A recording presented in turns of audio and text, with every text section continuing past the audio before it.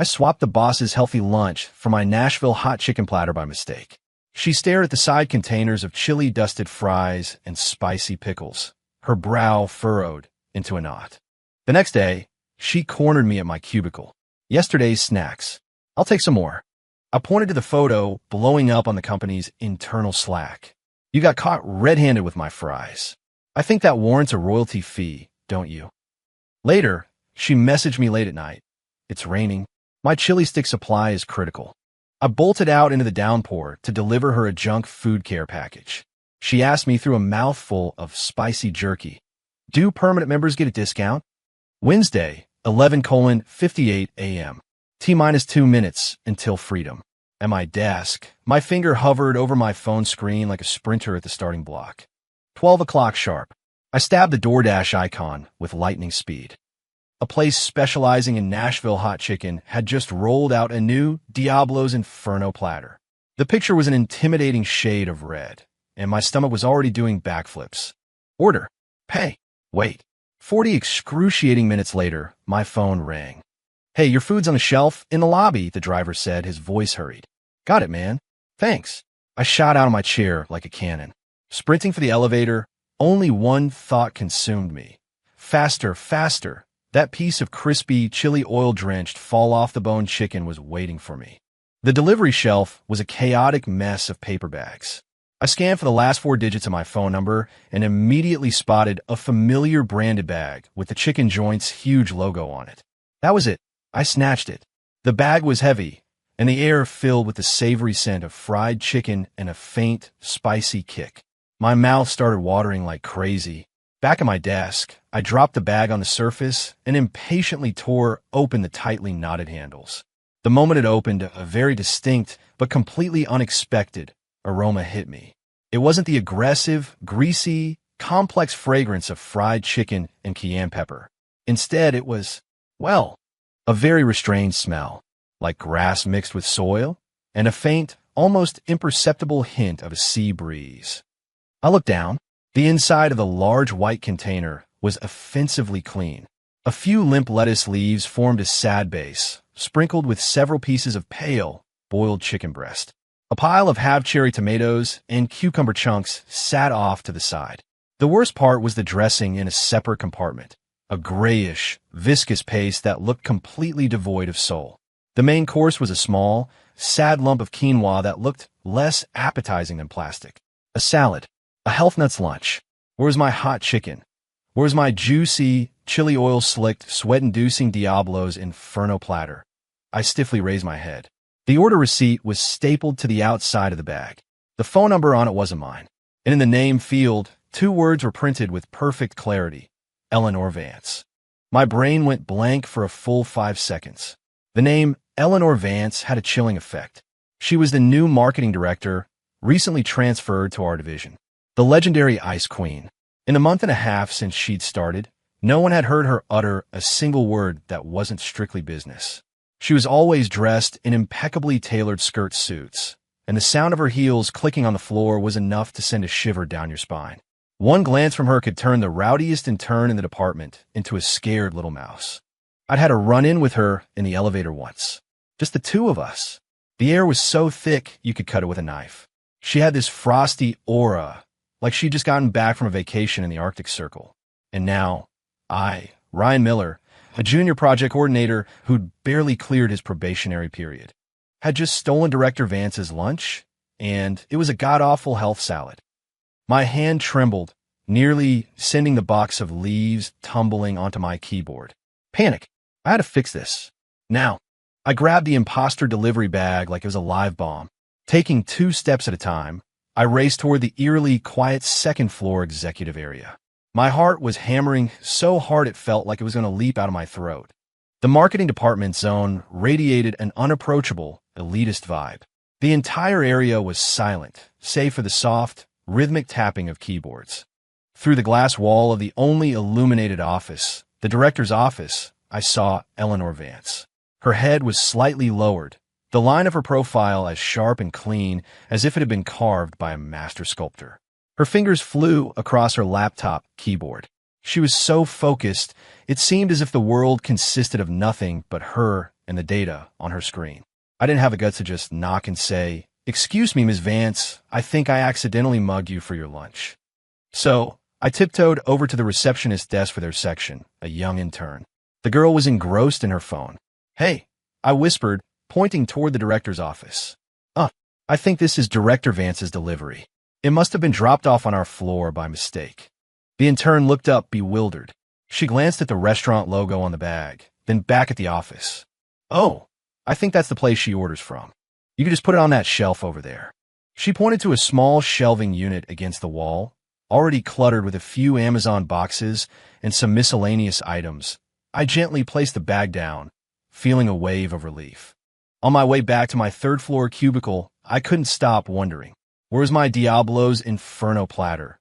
Did some other hungry wolf in the office snatch it, or did the driver deliver it to the wrong building? My stomach grumbled loudly. My wallet hurt, too. That platter wasn't cheap. I opened the DoorDash app, planning to check the driver's route for clues. Suddenly, a notification popped up. "Your order has been received and signed for by someone else at the front desk. Enjoy your meal." I stared at the notification, reading it 3 times to be sure. There was no mistake. Eleanor Vance had my Nashville hot chicken. The scene instantly materialized in my head.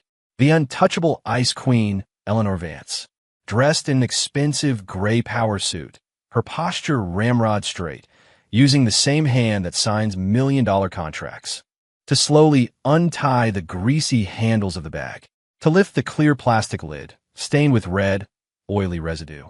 A powerful, aggressive aroma of fried chicken, cayenne, paprika, and garlic powder exploding into her pristine office. Imagine it. Her, staring blankly at the glistening, mahogany red, monstrously large pieces of chicken. Her fork hesitantly pushing aside a few sliced pickles. Finally, spearing a piece. The mental image was so vivid, I almost couldn't handle it. Mainly because I was afraid I'd laugh myself to death right there at my desk. But what about my lunch? I was starving. I had no choice. My stomach practically eating itself. I ducked into the convenience store downstairs. I picked out the biggest, heaviest, most calorie-dense California roll I could find. As I stood at the counter, scanning the barcode, the receptionist, who loved to gossip, was whispering with someone, her eyes darting toward the second floor. "Hey, I just saw Director Vance go get her lunch." She looked as cold as ever on her way back. But the bag she was carrying, it didn't look like that salad place she always orders from. It looked kind of greasy, and did I smell fried chicken? Her voice was low, but in the quiet elevator bay, every word was crystal clear. I took a huge bite of my sushi, rice, imitation crab, and avocado mashed together. It wasn't bad, but for some reason, the image of Director Vance and the Nashville hot chicken floated back into my mind. I choked a little and had to chug half a bottle of water to wash it down. Around 3 in the afternoon, the project team's Slack channel suddenly exploded with notifications. I clicked it open. The first was a link, Company Gossip Anonymous. Net. The second was a message. OMG. You guys have to see this. Proof. My stomach dropped. I had a bad feeling about this. I clicked the second link. The headline was pure clickbait.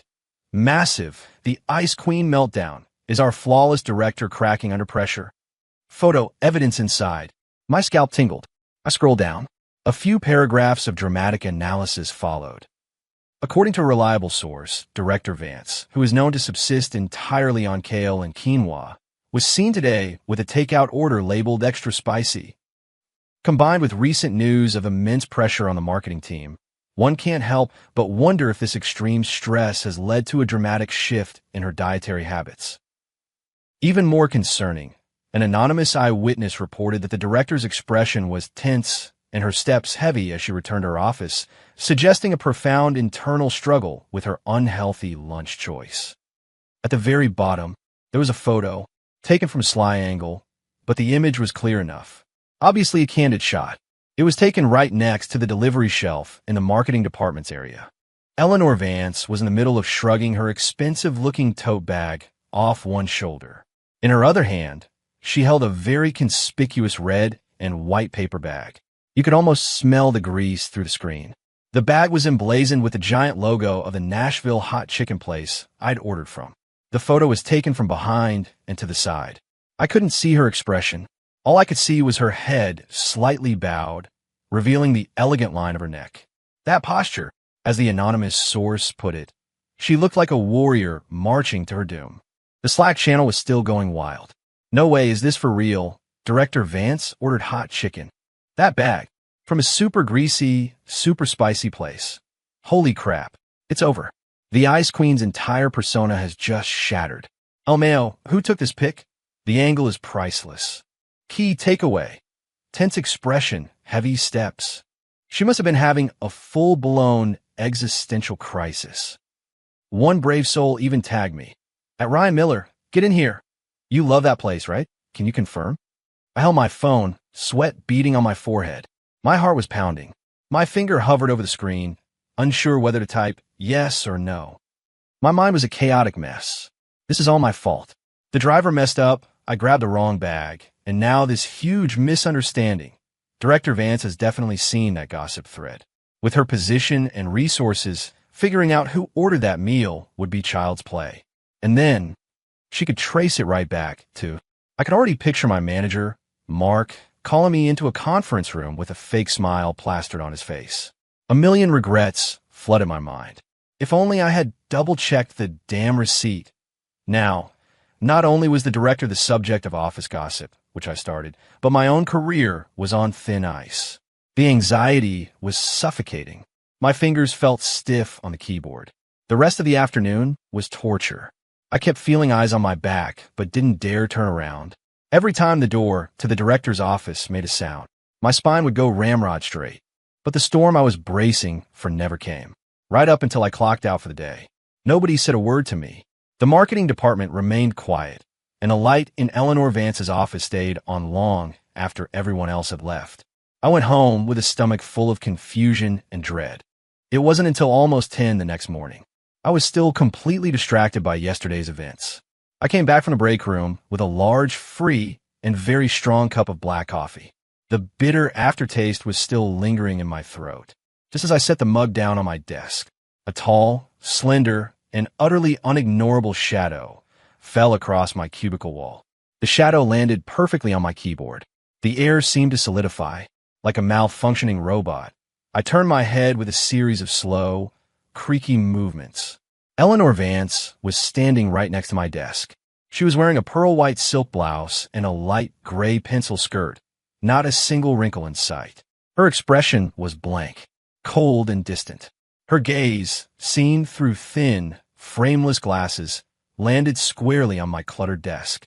More specifically, it landed on a half-eaten bag of Demon's Breath, chili lime tortilla chips I hadn't had time to put away. The entire open-plan office fell into a strange, unnerving silence. It was as if someone had hit the pause button. The sound of typing stopped. The chatter ceased. Even the footsteps heading to the water cooler vanished. Countless pairs of eyes shot toward me from all directions, burning holes in my back. Eleanor Vance's cool gaze shifted from the chip bag and landed directly on my face. I swallowed hard. A cold sweat started to form on my back. This was it, the moment of reckoning. Yesterday's mistaken hot chicken platter, combined with the junk food evidence now on full display. Multiple offenses. I was toast. 1,000 possible scenarios flashed through my mind. Being called into my manager's office, a written warning, my bonus docked, or even getting fired. The air was thick and heavy. My colleagues were all pretending to be busy, but I knew their ears were perked up like radar dishes. I braced myself, my throat dry, and forced out the most pathetic words imaginable. M.S. Vance. Can I help you? Eleanor didn't answer right away. Her eyes seemed to scan the rest of my desk. Next to the half-eaten bag of chips was a menagerie of snacks. An open box of animal crackers, a bag of cheese puffs, 2 bags of pretzels, one new, one just crumbs, an open container of mixed nuts, and even a few individually wrapped Slim Jims that IT was a disaster zone. Her gaze finally settled on a single, unwrapped chocolate wafer bar that lay forlornly by my keyboard, a small bite taken out of it. Her expression didn't change much, but I swear, I saw her pale, pink lips pressed together in a barely perceptible line, as if she were fighting back some urge. Just before the bizarre silence could snap my nerves in two, she finally moved. Her hand, with its clear-polished nails and long, elegant fingers, rose silently. And then, her fingertip, with precise and unwavering aim, pointed directly at the wasteland of junk food on my desk. She spoke in her clear, crisp voice, which sounded like water from a mountain spring, in a tone that was quiet, yet boomed like thunder in the dead-silent office. She said to me, clearly, "Yesterday's snacks. I'll take some more." Huh. A monosyllabic grunt escaped my lips, the sound of a primate regressing. My brain completely shut down. I had to be hearing things, but the soft gas from around the office confirmed I wasn't the only one. Eleanor Vance stood there, her face a blank mask, as if she hadn't just said what she'd said, or as if she wasn't asking for junk food, but rather issuing a critical business directive. It suddenly hit me. She wasn't here to fire me. She wasn't here to reprimand me. She wanted snacks. Yesterday. What about yesterday? Yesterday was just the damn Nashville hot chicken. Yesterday. The only thing that could be considered a snack were the free samples the restaurant had thrown in the bag. A small packet of Demon's Breath chili sticks and some lime tortilla chips. So she meant the chili sticks and the chips. I looked at her face, which seemed to subsist on air and ambition. Then I looked at the finger pointing at my desk. A colossal sense of absurdity and a dizzying shock washed over me. My movements were stiff, like a rusty robot, as my eyes scanned the colorful packaging on my desk. I lunged for a brand new, unopened bag of Demon's Breath chili sticks. Then I grabbed the nearby bag of lime tortilla chips. My fingertips were trembling uncontrollably as I held them out to her, like I was presenting some priceless artifact. These. Are these? My throat was tight, my voice cracking. Are these what you meant? Eleanor gave a slight nod. The movement was almost imperceptible. She reached out and took only the bag of lime tortilla chips, leaving me with a curt, businesslike, "Thank you." She turned and walked away. The pearl-white silk of her blouse caught the light, a smooth, cool gleam. Her heels clicked against the composite flooring, the sound steady and unhurried. Each click landed precisely on my numb heart. It wasn't until she disappeared into the elevator bay leading to the second floor that the frozen atmosphere in the office finally shattered. Countless eyes swiveled back to me. Jake, a UI designer I was friendly with who sat closest to me, slid his chair over with a screech. His eyes were wide as saucers. "Dude, Ryan, what the hell was that? Yesterday we were all gossiping about her image crumbling. And today, she's hitting you up for chips? Was that hot chicken platter yours?" Others crowded around, talking over each other. "Ryan, you're a legend. You've infiltrated the executive suite. I can't believe my eyes. Director Vance eats tortilla chips. And she specifically asked for yesterday's snacks? What happened yesterday? Spill it. Now." So that's why you have a mountain of junk food on your desk. It's a strategic reserve. In the midst of the chaos, I saw my boss, Mark Peterson, standing near the break room. He was holding a freshly filled mug of hot water, his expression a complex mixture of disbelief, curiosity, and a hint of stunned confusion. It looked like that little scene had just fried his CPU. I rubbed my throbbing temples. My brain, which felt like it had been swarmed by a million bees, slowly started to come back online. What snacks were in that hot chicken order yesterday, right? The restaurant threw in a free bag of Demon's Breath chili sticks and one of lime tortilla chips. So, Director Vance was looking for the chips. She spoke to me. Just to get a bag of chips? Not to settle the score? Wait a minute. She also took yesterday's highly controversial Nashville hot chicken platter, which means an unstoppable thought bubbled up in my mind. Not only did she eat that greasy hot chicken, but she also ate the chili sticks I'd left in the bag. And she was even thinking about getting another bag of chips.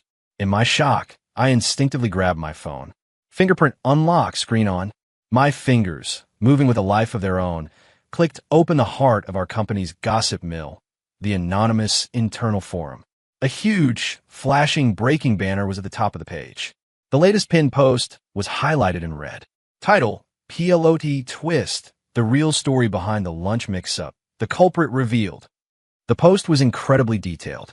It didn't just lay out how I'd taken the wrong order and how Eleanor Vance had accidentally ended up with a high-calorie lunch. It also featured a high-definition photo of the chip transaction that had just happened at my desk. The angle was perfect. Me, holding out the chili sticks and chips. Eleanor, taking the bag of chips. The moment was frozen in time. The caption added fuel to the fire. According to reliable sources, the unhealthy lunch incident that caused a storm yesterday was actually the result of a simple mix-up by new employee Ryan M. Even more shocking, when faced with the evidence, our ice queen did not react with the expected fury. Instead, she personally visited his desk this morning and made a stunning request. Yesterday's snacks, I'll take some more. Believed to be referring to the chips in question, see photo evidence. Is this an unexpected breakthrough in the ice queen's palate? A complete surrender to the allure of junk food? Or is there another explanation? The plot thickens. We invite all colleagues to speculate wildly. The thread already had hundreds of replies. WTF. So it was just a mistake. Okay, a delivery mix-up is understandable. But Director Vance didn't flip out? And she asked for more snacks? Did hell just freeze over? Hold on. Isn't the real takeaway here that the director's hot chicken platter yesterday allegedly came with chili sticks? And she ate them? Including the chili sticks?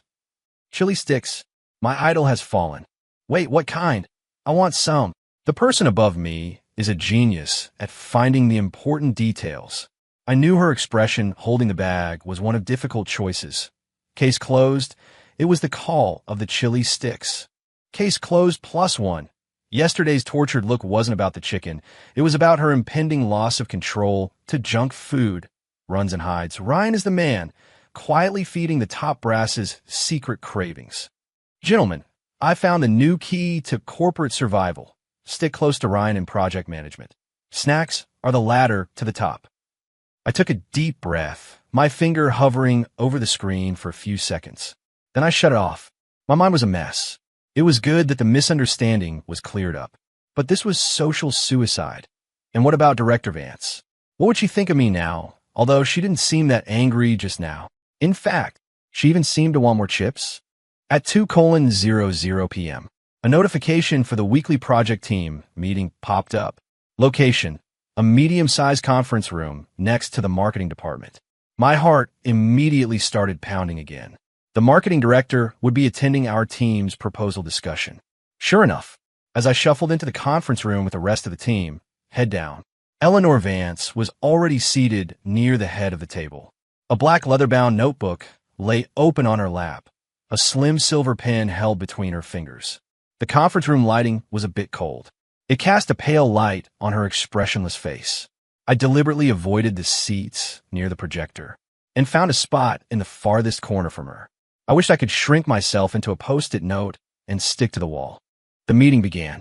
My boss, Mark, started by having team members present their ideas in order. When it was Mark's turn, as the head of our project team, he took the stage. He stood by the projector screen. Voice filled with passion, he laid out his grand vision for the new quarterly project. Based on an analysis of the core pain points of our target user demographic, specifically professional women aged 25 to 40. We are committed to creating a high-end, refined, and spiritually fulfilling brand experience, with an emphasis on elegance and understated quality. The core creative concept revolves around the Cloud 9 afternoon tea, cultivating a lifestyle of slow living, high quality, and self-care. Mark was on a roll, flipping through the slides. They were all filled with pictures of scenic landscapes, delicate porcelain tea sets, artfully arranged macarons, and elegant women sipping coffee while gazing out of floor-to-ceiling windows. Everything screamed, I don't eat real food. I survive on morning dew. I sat in my corner, pretending to take diligent notes. But my mind was running its own commentary. Does this have anything to do with our actual target audience? Cloud 9 afternoon tea. Our target demographic is too exhausted after work to do anything but collapse on the couch.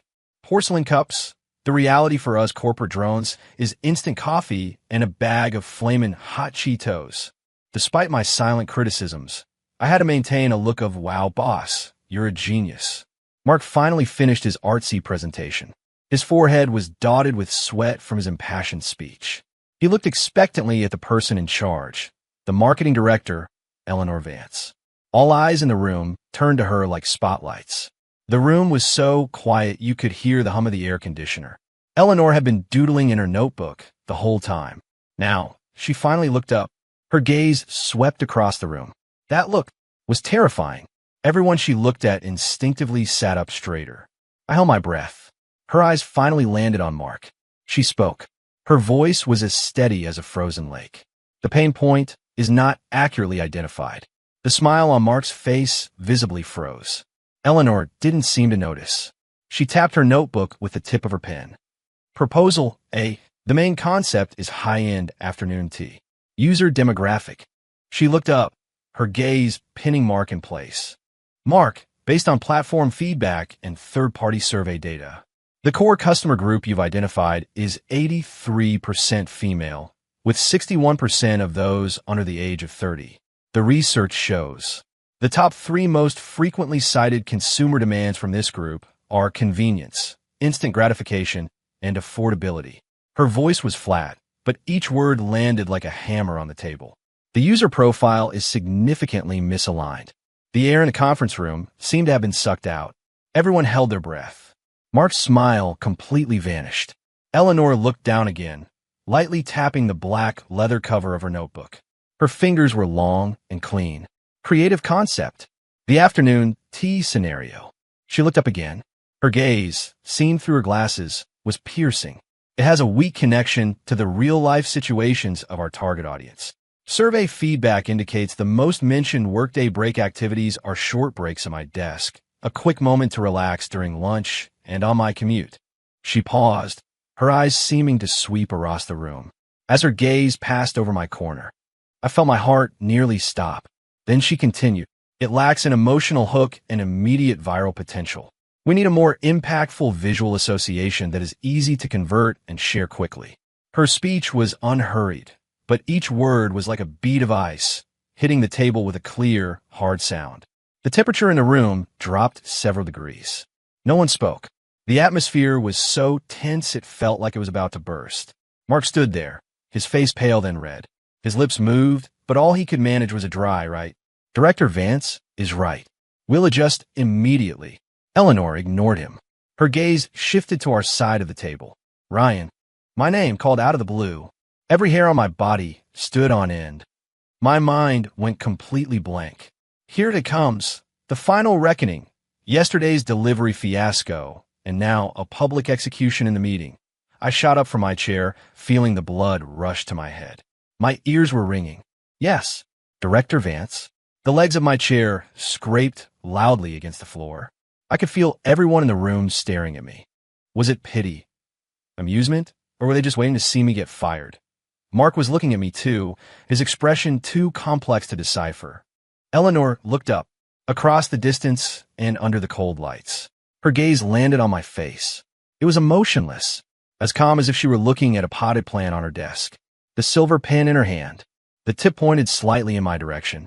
And then, in that familiar yet utterly alien, crisp, businesslike voice, she asked, regarding the initial promotional phase of the project, the part about rapid user outreach and stimulating conversion, do you have anything to add?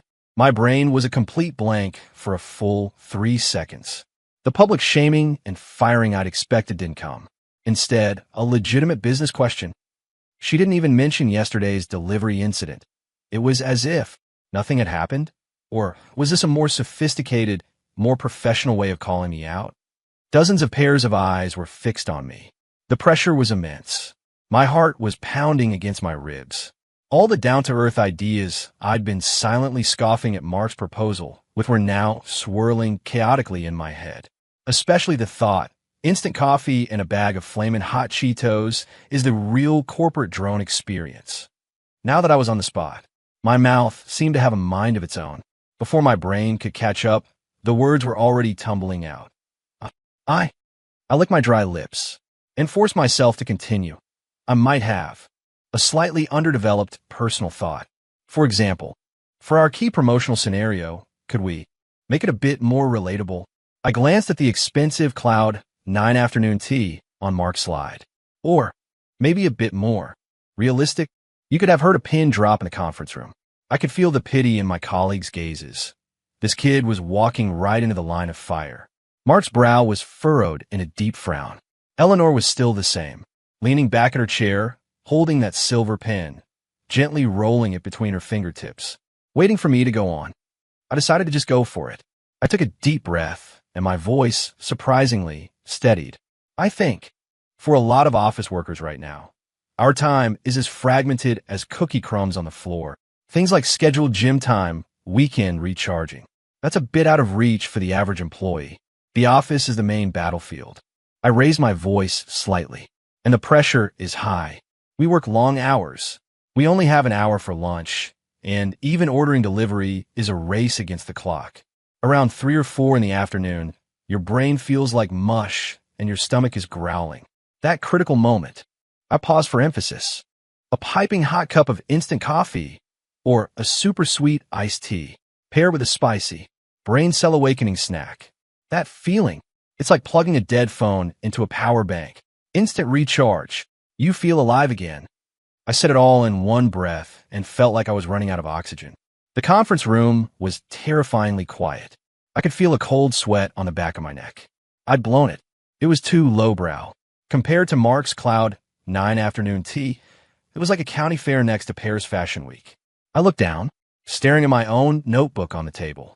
It was completely blank except for the date. My palms were a little damp.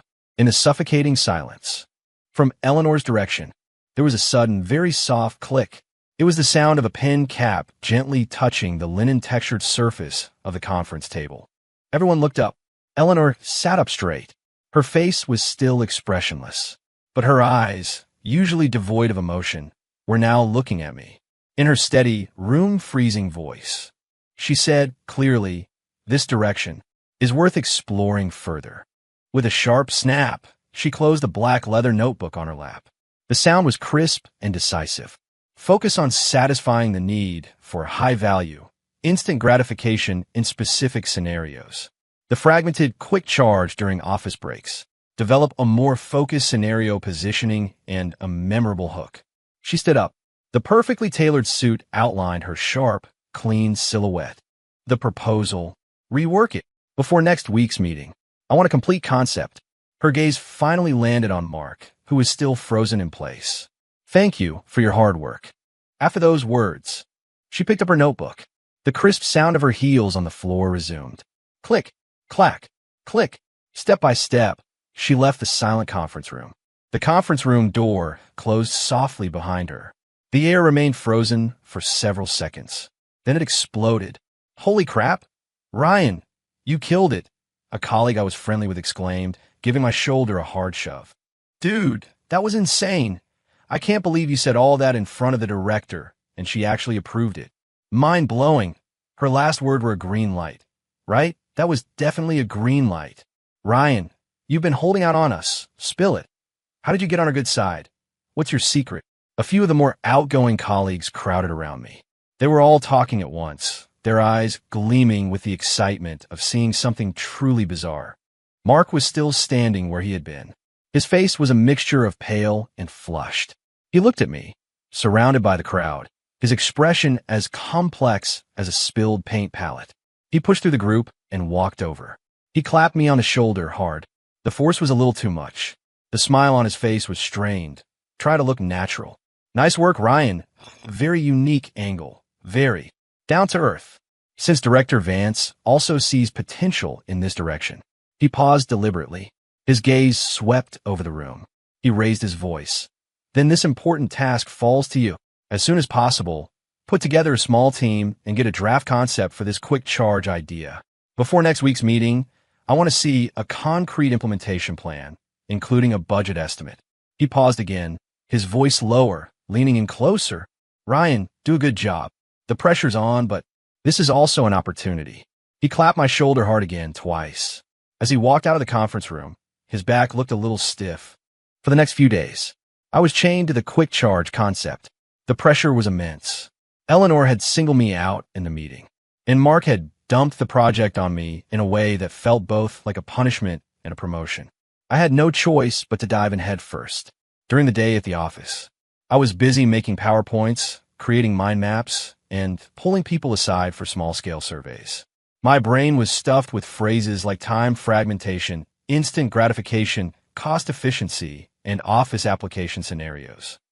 After work at home, I'd open DoorDash, and as I scrolled through the endless food options, all I could think was, could this combo work in my proposal?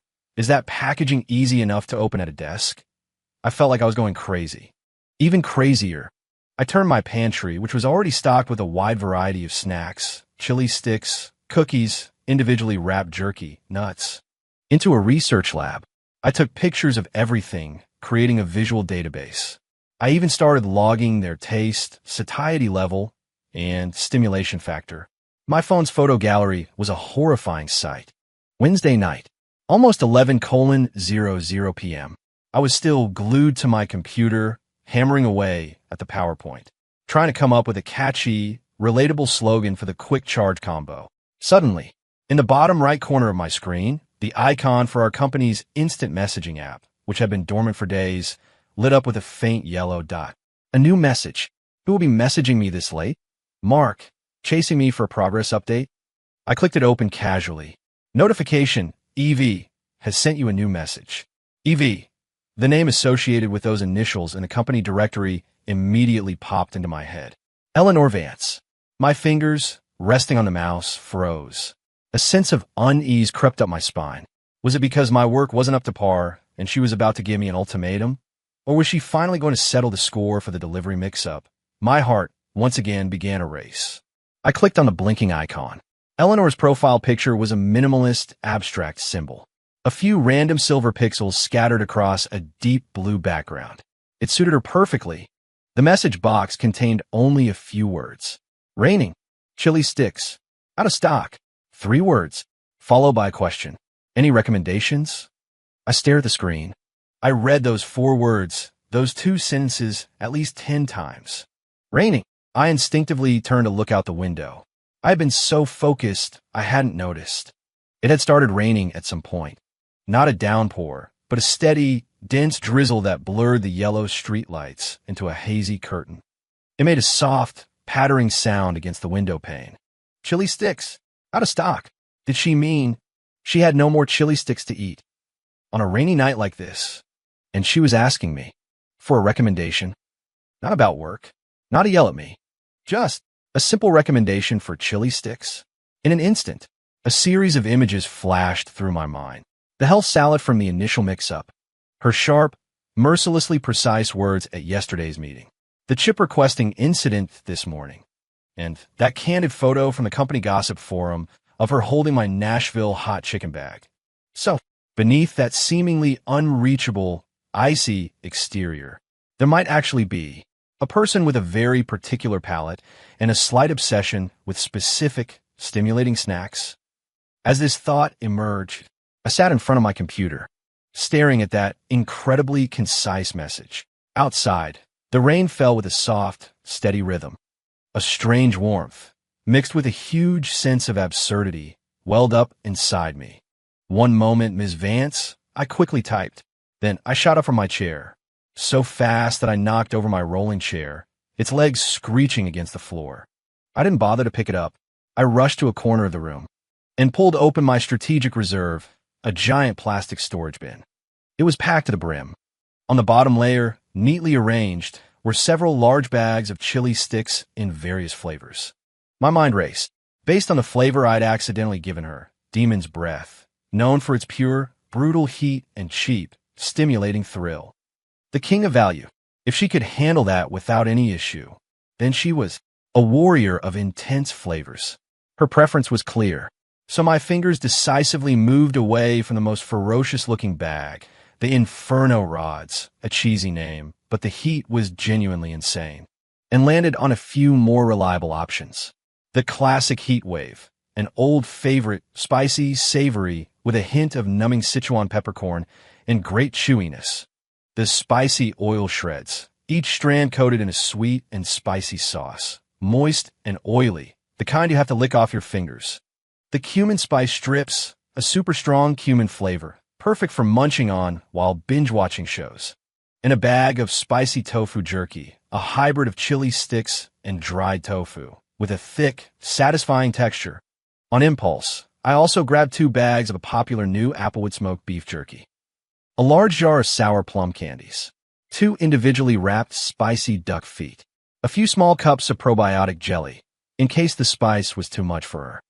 Like a wholesaler stocking up at the market, I stuffed everything into a sturdy, large, deep blue shopping bag.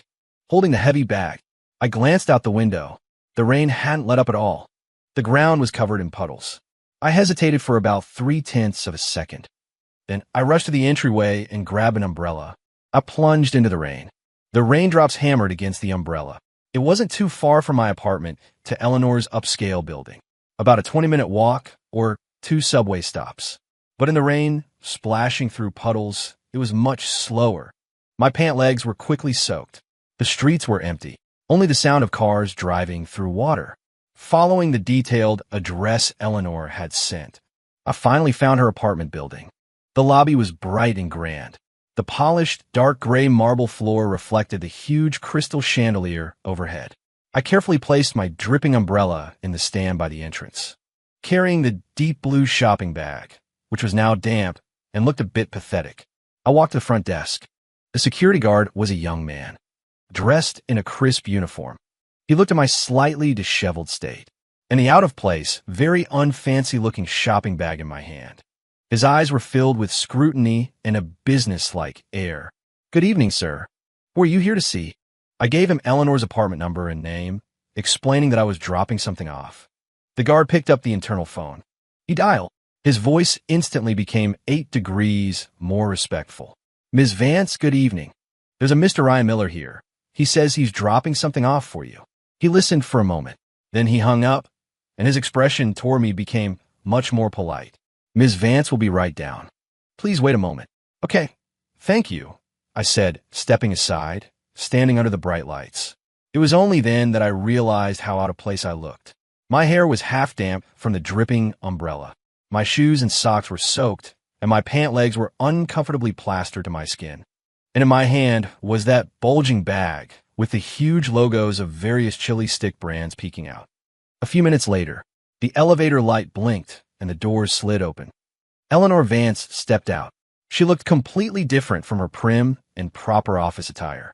She was wearing a light gray linen loungewear set, the pants loose and comfortable.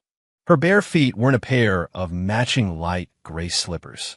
Her long hair was casually tied up in a messy bun, with a few strands falling lazily around her face. She wasn't wearing any makeup, and her skin looked almost translucent under the cool white light of the lobby. She seemed much more relaxed. There was a softness to her that I had never seen during the day. She walked toward the front desk. Her eyes landed directly on me, and then on the very conspicuous deep blue bag I was holding. When she saw the bulging shape of the bag and the corner of a brightly colored chili stick wrapper peeking out, her steps seemed to falter for a split second, but she quickly regained her composure. She walked right up to me. The security guard tactfully moved away. She stopped, very close. I could smell a faint, fresh scent of shower gel from her, mixed with a hint of something cool and woody like sandalwood incense. "Ms. Vance," I cleared my throat, holding the bag out to her. Are they okay?" Eleanor didn't speak. Her gaze swept over my soaked pant legs and shoulders. Then she reached out and took the surprisingly heavy bag. She seemed to weigh in her hand. "That's a lot," she finally said. Her voice was more relaxed than during the day, or even on the messaging app. There was even a slight hint of a sleepy tone to it. I couldn't tell if it was a question or a statement. No, I quickly explained, a bit incoherently. I don't mean all of them. These are just, some of the best from different brands, different flavors, different heat levels, different textures. You can tell me which one you like next time, so I'll know for the future." As soon as the words were out, I realized how weird they sounded. What did I mean, "so I'll know for the future"? It sounded like I was trying to schedule my next feeding session. Eleanor looked at me. She didn't answer right away. Her face was still unreadable, but her eyes, they seemed a little deeper than before. Under the cool white light of the lobby, her slightly lowered eyelashes cast a small, fan-shaped shadow on her cheeks. After a few seconds of silence, she steadied her grip on the huge shopping bag and gave a very slight nod. "Okay." Then she said, "It's raining hard."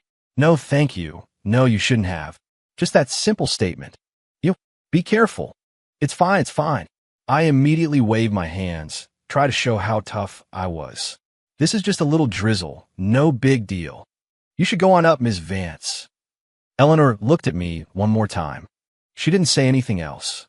She just held that bulging, deep blue shopping bag, which clashed horribly with her elegant loungewear and the luxurious lobby, and turned toward the elevator. The elevator doors opened and closed. I stood there under the overly bright lights, watching the red numbers on the elevator display start to climb. The cold, wet fabric of my pants clung to my legs. The sense of absurdity I'd been feeling faded away, and a strange, almost goofy sense of satisfaction slowly started to well up inside me. The rain was lighter on the way back, but my wet pant legs were still cold and clammy against my skin. I walked back to my own apartment building, just as I stepped inside the lobby. Bzzz. My phone vibrated in my pocket. I pulled it out. The screen was lit up. A new message. From Evie, Eleanor Vance. The message was even shorter this time. Just 2 words. Chili Porks, 28. Chili Porks. I stood in the dim, motion-activated light of my building's lobby, staring at my phone screen. A huge question mark appeared over my head. Was that a brand? Or a specific flavor? I didn't think there was anything called that in the chili stick world. Or was it some kind of sophisticated code word? I thought about it for a few seconds. I tentatively typed back, Ms. Vance, do you mean? A brand? Or a specific flavor? No response from her end. She was probably busy tearing open the packages. About the time it would take to smoke half a cigarette later, my phone buzzed again. I opened it. This time, Eleanor had sent a photo. The picture had obviously just been taken. The background was the pale marble countertop of her kitchen island, spotlessly clean. The focus of the photo was an open bag of chili sticks. The bag was torn open. Inside the clear vacuum-sealed packaging were thin, deep red, oily-looking chili threads. And just below the opening of the bag, her long, pale fingers were pinching one of the glistening chili sticks.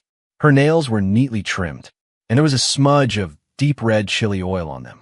The photo was taken up close. The focus was a bit blurry. She had probably taken it quickly with her other hand. Below the message was a follow-up explanation. This one, it says the brand is Chili Porks, 29. Chili Porks? I frowned, leaning closer to the screen. On the edge of the open bag in the photo, on the plastic seal of the vacuum packaging, there seemed to be a line of very small printed text. The background was the reflective glare of the plastic bag itself, and the text was made even harder to read by the oily sheen of the chili oil and the blurry focus. Chili Porks, that sounded so unclassy. Were chili stick brand names really that uninspired? In a flash of insight, a bolt of lightning struck my brain. Wait a minute. I quickly looked down and used my fingers to zoom in on the photo. Zoom in, staring intently at the blurry label on the bag. It wasn't Porks. The font was small and distorted by the oily glare, but upon closer inspection, it was Chili Folks, 2 words. Chili and Folks, a small, niche brand known for its wet, savory, oily, and spicy, oily texture. Made in Louisiana. I stared at the word Folks on the photo, which Eleanor had misread as Porks. And I thought back to the meeting the other day, where she had so precisely pointed out the flaws in Mark's user profile, nailing every single data point. And now, looking at a slightly blurry, but not particularly rare word on a chili stick package, she had actually misread it. This icy, sharp director, in the same serious tone she used to discuss multi-million-dollar project implementations, had sent me a photo of her chili oil-stained fingers, and earnestly told me, it says Chili Porks. A huge, indescribable feeling, a mixture of absurdity and amusement, exploded in my chest like a cannonball. I had to fight to keep myself from bursting out laughing in the empty lobby. I was shaking with suppressed laughter. 30. After a good 10 seconds of silent laughter, I finally managed to steady my hand enough to unlock the screen and start typing. I had to be tactful. Ms. Vance, you have a sharp eye. Very impressive. But that word, I think it might be Folks. The cursive is a bit tricky. The brand is called Chili Folks.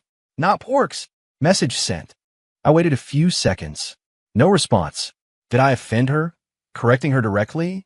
Or was she embarrassed about misreading the word? I felt a little anxious.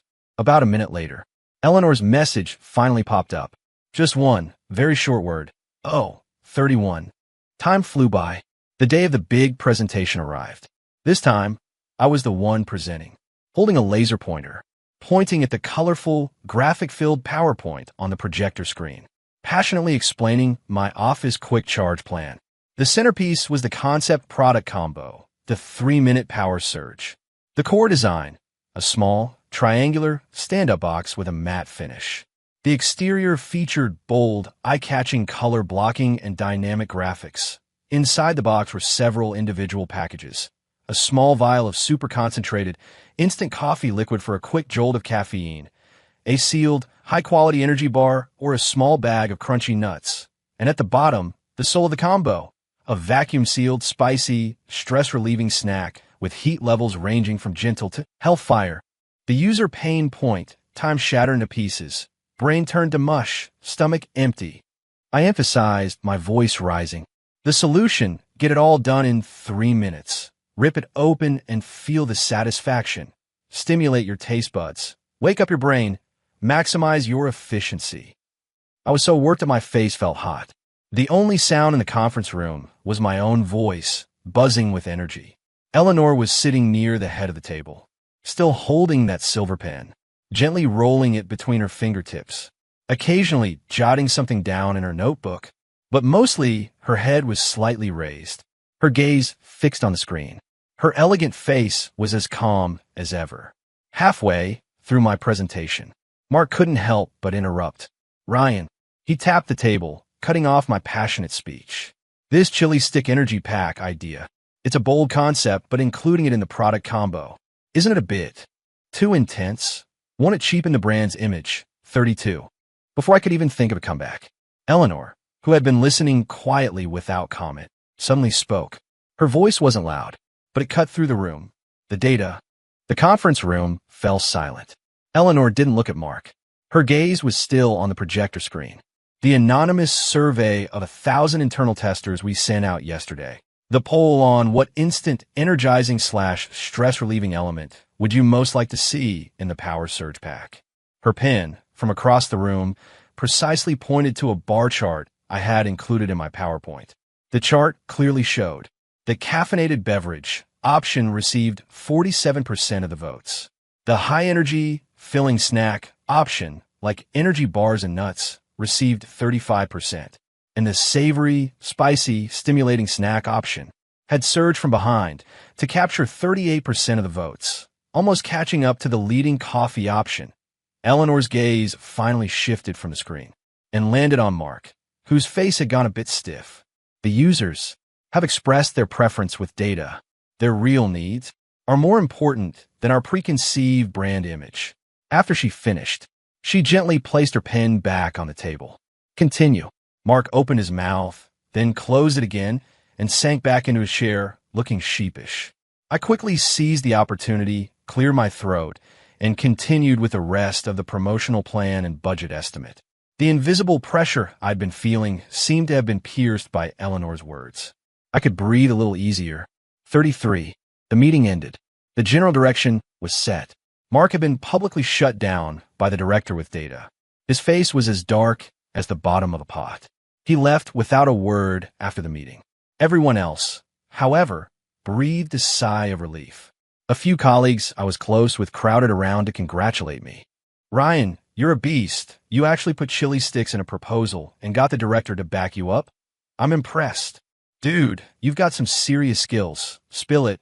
What kind of spell did you cast on the director? I don't care. The first batch of 3-minute power surge samples, you have to save one for me. I want the hellfire level. It was chaotic. I juggled their comments.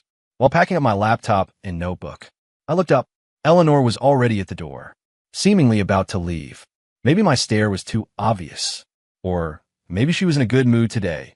Her steps faltered for a fraction of a second. She turned slightly, across the few meters and the last few chattering colleagues in the room. Her gaze passed over their shoulders and met mine. 34. Time seemed to slow down a half speed. She stood there. The light at the doorway was a bit dim. The bright hallway light behind her created a sharp, straight silhouette. Between us were the messy chairs of the conference room and the still chattering colleagues. Her eyes, rested on my face for a brief moment. No nod, no smile, just a very, very slight. A movement so small that if you weren't staring, you would have missed it. A dip of her chin, like a small pebble dropping into a bottomless pond, creating a faint, fleeting ripple. And then she looked away, turned, and her figure quietly disappeared into the light of the hallway. 35. The project moved into the development phase. After my 3-minute power surge concept was approved, work flooded in like a broken dam. I was working late every night, either hashing out packaging design details with the product team or discussing costs and feasibility with the supply chain. I also had to coordinate with the marketing department for the pre-launch promotional materials. Eleanor was just as busy. She personally oversaw quality control and data analysis. Every Friday afternoon, she would set aside time for a project progress meeting. Usually, she would call the core team members into her glass-walled office. Every meeting, the atmosphere was so tense you could cut it with a knife. The marketing director's presence was no joke. She would sit behind her large desk, holding the thick stack of materials we had submitted, asking one question after another, each one as precise as a surgeon's scalpel. She could always find a few logical inconsistencies or data discrepancies in the PowerPoint.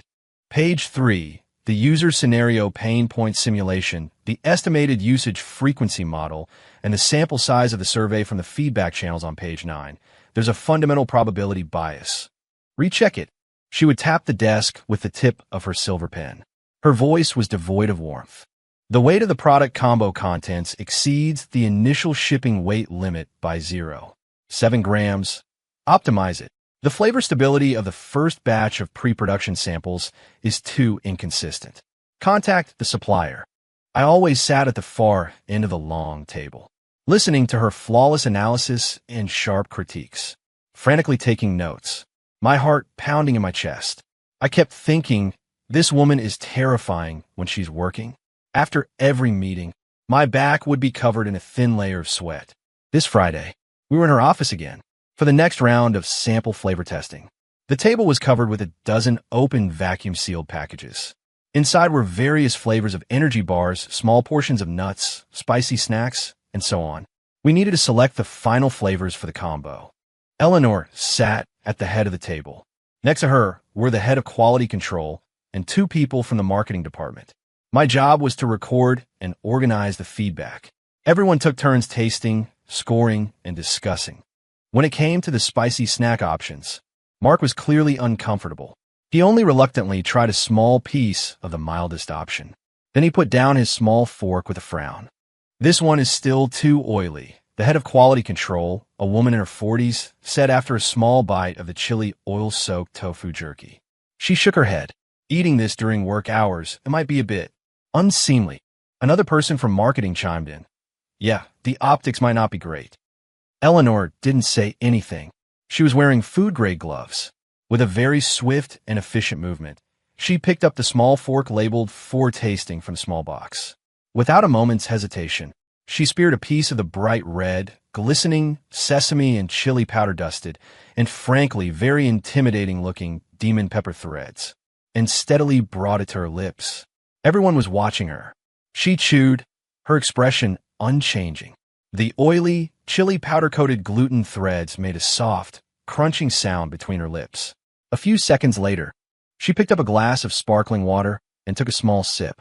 And then, under everyone's watchful eyes, she picked up her pen, and in the flavor evaluation column for the demon pepper threads, with a steady hand, and without any hesitation, she drew a large, clear check mark. The quality control manager asked hesitantly, Ms. Vance, the heat level of this one, won't it be too intense for the average user? Eleanor put down her pen. She picked up a napkin and slowly wiped her lips. Then she looked up. Her gaze swept over everyone in the room. Since we branded it as a power surge, the purpose of the spicy option is to provide a distinct flavor stimulation and a clear choice for the consumer. Her voice was calm, but carried an undeniable weight. If you're worried it's too spicy, you can choose the non-spicy or mild option. She paused, but without an extreme option, this combo pack loses its core memorable feature. She picked up her pen again, and the tip lightly tapped the number corresponding to the demon pepper threads. Keep it as the optional highest heat level item. The meeting ended. The quality control manager and I stayed behind to clean up the table full of sample debris and notes. Eleanor remained seated. She opened her laptop and seemed to start working on something else. The only sounds in the room were the rustling of plastic packaging, the scratching of a pen on paper, and the low, rhythmic tapping of her keyboard. I was busy sorting the spicy and sweet items that my hand slipped.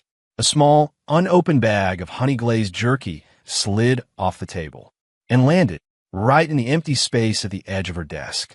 It was in an awkward spot. It had rolled into the narrow gap between her large desk and her office chair. I instinctively bent down to pick it up, but the angle was really awkward, and she was sitting right there. Crawling under her desk to pick up a snack. The quality control manager saw it too. She was hesitating, wondering if she should help. Eleanor, at her desk, seemed to have heard the soft thud. Her typing fingers paused. Her gaze shifted from a screen. She looked down at the bag of jerky by her feet, and then, under my and the manager's slightly awkward gaze, she did something completely unexpected. She didn't call for a janitor. She didn't gesture for me to pick it up. She didn't even say a word.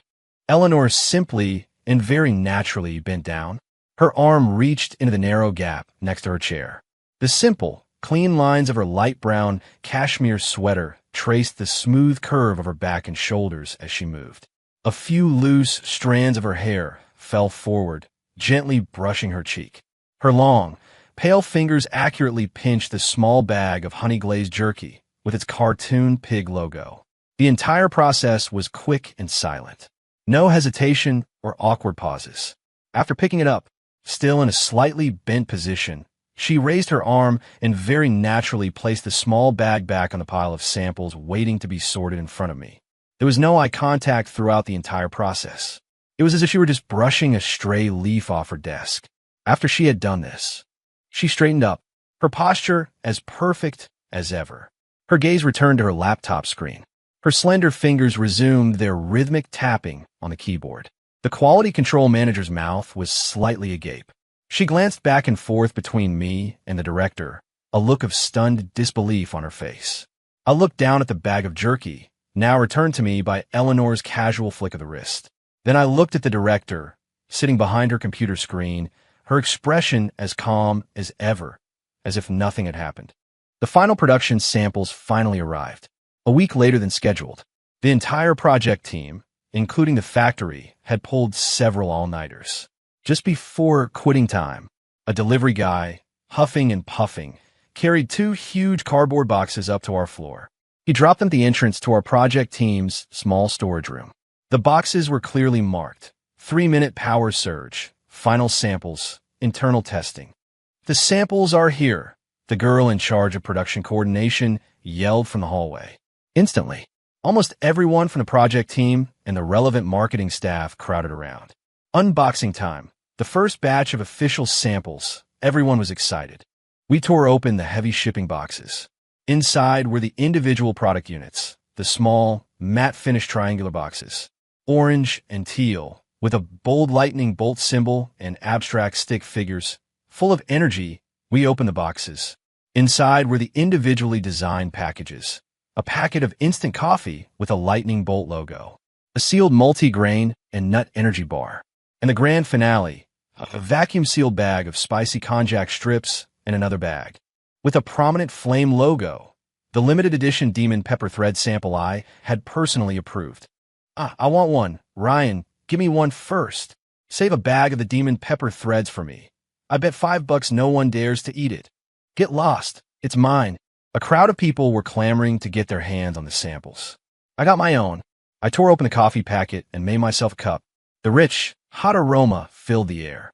I quickly snapped a photo, holding the orange and teal triangular box, with the individual package of Demon Pepper Threads still inside, and posted on my Instagram story, with the caption, "My project, baby. The power surge is here to save my life." Less than a minute after I posted the story, a light popped up. The profile picture was the scattered silver pixels on a deep blue background. Eleanor Vance. About 5 seconds later, the notification light from my work instant messenger suddenly blinked. I opened it. It was Eleanor. A single curt period, followed by the next message, yours, as an extra. I stared at it for a few seconds before I understood. She said, has an extra. Did she mean she had saved one for me? Just then, I heard the intern at the front desk's voice cut through the chaos. Ryan, Director Vance's office, just called. They said for you to, stop by our office before you leave. Something about an extra sample. I quickly called back. Got it. On my way. I packed up my things, under the watchful eyes of my colleagues, who were like a pack of wolves devouring their prey. I managed to protect my own sample and break free from the crowd, and headed to Eleanor's office. I knocked. The familiar, cool voice from inside. Come in. I pushed the door open. Eleanor was still at her desk, working. Her laptop screen cast a faint glow. On the small coffee table by the window was a small box, identical to the sample boxes we had just received. Orange and teal, lightning bolt symbol. She didn't look up. Her eyes were still glued to the screen. She only said, in a quiet tone, yours. An extra. Oh, okay. Thank you, Ms. Vance. I immediately said, walking over to pick up the box. I was about to leave, when Eleanor, who had been staring at her computer screen, suddenly spoke again. This time, she looked up. Her gaze passed over the top of her laptop screen and landed on my face. That. She paused for about half a second, as if searching for the right words. And then, she said, clearly, 2 keywords, demon threads. Limited sample. My eyes instinctively flickered to her laptop screen. Open on the screen was, of course, our internal project team's group chat. Messages were scrolling by at a frantic pace. The entire screen was filled with people either wailing about or bragging about getting their hands on the limited edition Demon Pepper Threads sample. Damn it, Mark stole my Demon Pepper Threads. Ryan, you owe me. Ha, Ryan, you're the man. This Hellfire heat level is no joke. Director Vance is a genius, an angel on earth. I understood instantly. The commotion from the project team scrambling for the limited edition item had undoubtedly reached her. She had probably seen the chaotic scene in the group chat, and the laments of some who claimed they hadn't gotten their hands on the limited edition chili sticks, like me. So, this extra box, did it contain more than just a regular sample? Maybe some extra goodies? I tightened my grip on the light box in my hand and looked at the director. Her face still wore its usual calm expression, but in her eyes, behind her glasses, there seemed to be a faint, fleeting hint of mischief, like a cunning little fish swimming beneath the surface of a calm lake. Thank you, Ms. Vance, I added, my voice sincere, a smile I couldn't control starting to form at the corners of my mouth. She just gave a quiet and looked back down. Her fingers resumed their tapping on the keyboard. Click, clack, click. On the way back to my desk, I couldn't resist secretly pulling open the seal on the box. And sure enough, inside, besides the standard coffee packet and energy bar, in the spot where the spicy snack should have been, were 2 bags. Yes, 2 bags of the limited edition Demon Pepper Threads with the flame logo. The project was nearing its final launch. The pre-launch marketing campaign was in full swing. Bus stop ads, elevator ads, and even short video ads were being pushed out. Huge posters lined the subway tunnels. The background of the image was an office cubicle. The main character was a vibrant cartoon office worker, holding up our orange and teal 3-minute power surge box, with explosive lightning effects in the background. And next to it, the catchy slogan, Fragmented Time, Max Power. The response was surprisingly good. There was a lot of buzz on various social media platforms. The most stressful phase was finally over. Even Mark, whose face had been tense for the past month, finally had a smile on his face. He did something completely out of character and announced a project team celebration dinner for this Friday night. The location was a new Korean barbecue place near the office. The atmosphere was lively. The round tables were all full. The grill in the center of the table was sizzling. At first, everyone was a little reserved, but a combination of alcohol and delicious food quickly loosened everyone up. The atmosphere became boisterous. People were laughing, telling stories, and toasting each other. Even a usually serious quality control manager's cheeks were flushed with red. Mark was in high spirits. He went around toasting everyone. When he got to my table, he came over with his glass and clapped me hard on the shoulder. Ryan. His voice was loud, and he smelled of beer. This time, You really did a great job. You kid, you really pulled it off. At first, I really didn't think much of this chili stick energy pack. Huh. He swirled his glass. But the market feedback has been amazing. I stand corrected. I stand corrected. Come on, let's have a drink. The colleagues around us all cheered. I downed the beer in my glass. My stomach churned a little. The atmosphere grew even more lively. The meat on the grill sizzled and bubbled. Mark seemed to be getting more and more excited. Hey, speaking of which, his eyes drifted to the next table, his voice filled with a gossipy curiosity. Don't you guys think Director Vance has been a little different lately? At the next table were a few women from the project and marketing teams. They had been chattering about a new dress one of them had bought. When they heard Mark's question, one of the bolder ones chimed in, Hey, now that you mention it, Mark, I think you're right.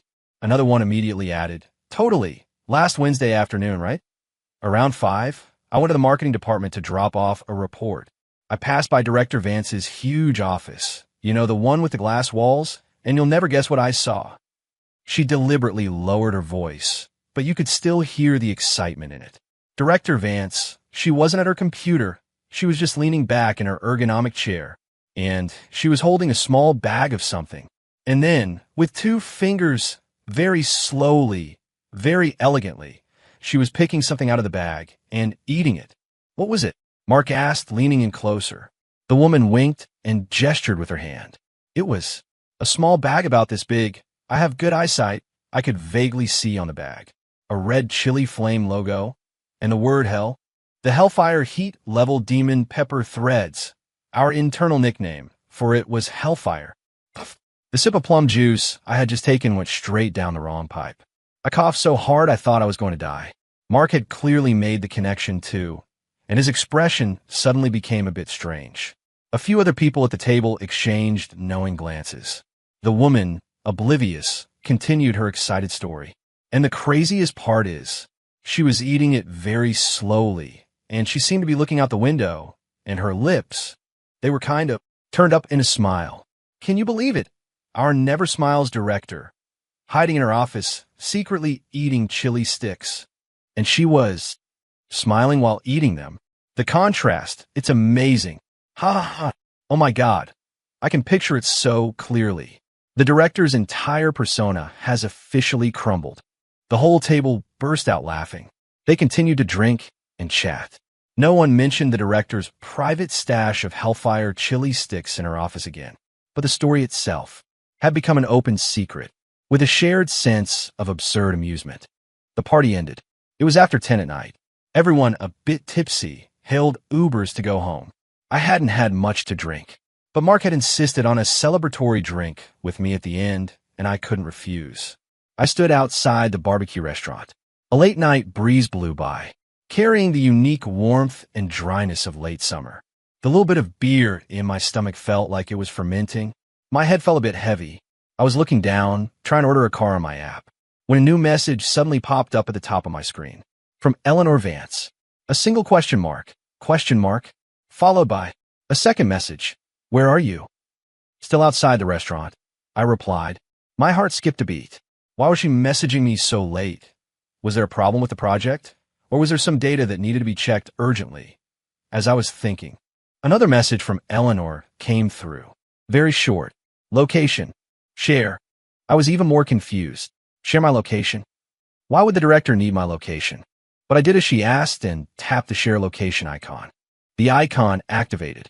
2 small avatars lit up on the map, a short distance apart. She was nearby. The next second, another message from Eleanor popped up on my phone. Stay. Don't move. I have something for you. The amount of information was overwhelming. My brain felt like it had been thrown into a high-speed blender. Director Vance was nearby, and she wanted to give me something. It was after 10 at night. What could it be? An urgent project document that needed my signature? 100 different possibilities flashed through my mind, but none of them could perfectly explain the current situation. Less than 5 minutes later, a black Mercedes S-Class sedan across the street slowed down and finally stopped in the shadows of a tree where the streetlight didn't quite reach. The car's silhouette was sleek and understated. Parked in the darkness, it looked like a predator with its claws retracted. Across the narrow street, the passenger side window silently lowered halfway. The dim yellow light partially illuminated the car's interior. In the driver's seat, Eleanor Vance had one hand on the steering wheel. Her profile was half hidden in the dim light. Her nose was straight, her jawline sharp. Her long hair fell smoothly around her neck and shoulders. She wasn't wearing a jacket, just what looked like a very soft, cream-colored, thin-knit sweater. It was a completely different look from her usual sharp, business-like attire at the office. There was a hint of a relaxed, at-home vibe to her. She didn't get out of the car. She just turned her head. Across the street, through the thin night mist and the dense shadows of the trees. Her gaze met mine, from a not-so-close distance. I thought I saw her raise her hand. I wasn't sure. I looked both ways for traffic, and jogged across the street. The hood of the Mercedes radiated a faint warmth in the night air. I quickly walked up to the passenger side window. The car window was already down. I could see her more clearly. Her skin had a soft glow under the mixture of the car's interior lights and the street lights. Ms. Vance. I leaned down slightly, closer to the window. Eleanor turned her face directly toward me. The distance was very close. I could smell that familiar, faint, cool scent of sandalwood mixed with the clean warmth of cashmere from her. "Here," she said, cutting to the chase. And then, from the passenger seat floor, she bent down and pulled out a huge, deep blue shopping bag with a prominent supermarket logo. It was bulging through the semi-transparent bag. I could see it was stuffed with all sorts of colorful, brightly branded chili sticks, Demon's Breath, Chili Folks, spicy oil shreds, classic heat wave, cumin spice strips, and even a few packets of spicy ramen sauce. And all sorts of dried fruits, nuts, beef jerky, and even 2 large tubs of imported butter popcorn. A whole menagerie of snacks. It was about to burst the bag. The quantity was staggering. The variety was astounding. Enough to open a small snack shop. I was completely stunned, like a low-quality robot that had just been crashed by a massive program. I could only stare at the huge blue shopping bag. "This is so much." My voice was a little faint, filled with disbelief. "Ms. Vance, what is all this?" Eleanor's hand was still resting loosely on the steering wheel. Her fingertips tapped lightly on the black leather.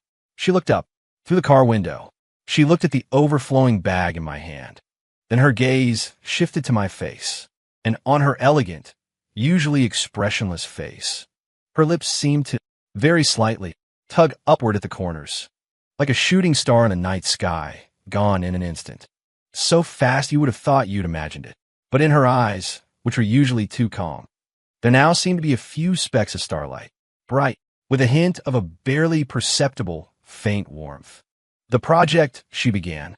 Her voice was a little lower than usual, and in the quiet night street, it sounded particularly clear. "You worked hard." 2 words, spoken crisply and decisively. Then she paused again. Her gaze shifted from my face to the mountain of snacks. That look was like she was admiring a carefully prepared masterpiece. Finally, she added a sentence, as if explaining, or as if giving herself an excuse. "I passed by the supermarket. The shelf was on sale. I bought too much. You can help me with it." I didn't know what to say. I just felt a wave of heat rush from my chest to the top of my head. My face was burning. Even my ears were hot. Holding this heavy and thoughtful shopping bag in my hands felt like I was holding a heavy, beating planet. "Thank you, Ms. Vance," I finally managed to say after what felt like an eternity. My voice was a bit hoarse. Eleanor had already turned her gaze back to the road ahead. "Get home safe," she said, her words concise. And then she said no more. Her pale hands rested steadily on the steering wheel. The car window began to silently close.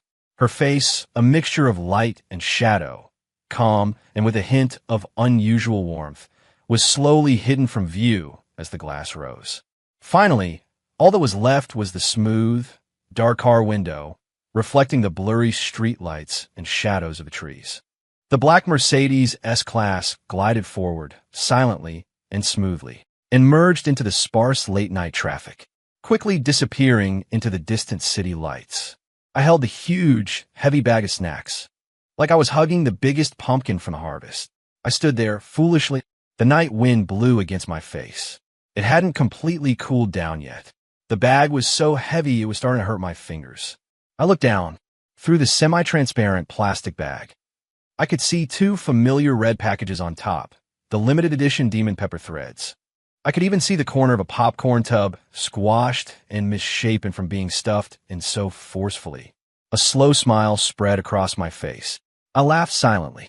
There was a feeling in my chest, a mixture of pressure and warmth. This wasn't a sale shelf. This was a full-on, warehouse-clearing level shopping spree. I took out my phone, and under the streetlight, I snapped a picture of the massive bag. Then I opened my chat with Eleanor. I sent the photo, and below it, a line of text. Ms. Vance, that supermarket's sale shelf seems to have a pretty big appetite. After I sent the photo, there was no reply for a long time. The night grew darker. I carried my giant pumpkin home and dropped the mountain of snacks in the entryway.